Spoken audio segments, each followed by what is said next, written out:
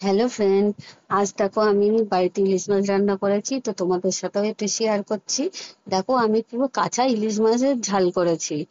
তো আপনারাও এই কাঁচা ইলিশ মাছ একবার খেয়ে দেখবেন। অনেকে তো ভেজে খায়, ভাজার থেকে আপনারা কাঁচা খেয়ে দেখবেন, এর টেস্টটা আরো বেশি ভালো লাগে।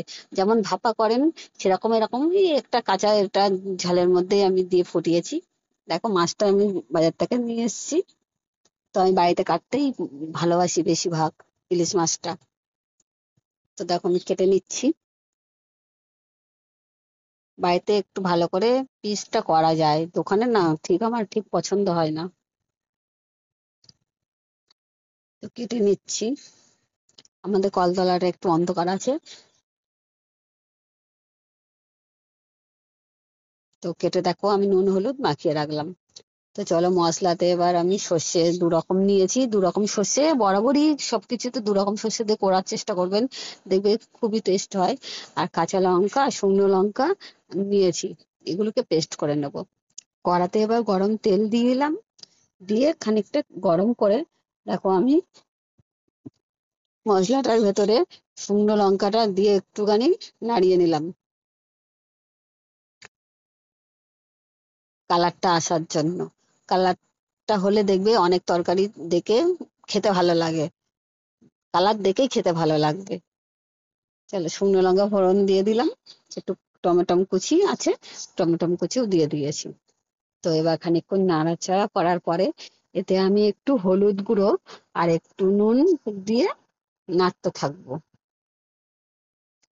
তো দেখো নুন হলুদ দিয়ে দিলাম, দিয়ে খানিকক্ষণ নাড়াচাড়া করে নিয়ে আমি যে মশলাটা করে রেখেছি ওই মশলাটা এবার দেব।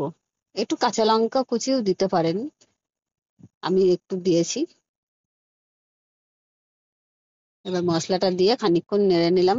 পুরো বাঙালি স্টাইলের রান্না, এটা একটা সহজ পদ্ধতি, আপনারা সবাই করতে পারবেন, না করার কিছু নেই।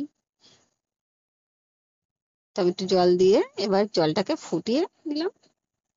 ফোটানোর পর দেখো কাঁচা ইলিশ মাছগুলো আমি ঝোলের মধ্যে দিয়ে দিলাম। এবার কিছুক্ষণ ফুটতে থাকলো, ফুটে দেখো আমার মোটামুটি একটু গোলমরিচটা দিয়ে দিলাম, দিয়ে আর একটু কাঁচা তেল ওপর থেকে ছড়িয়ে দেবো।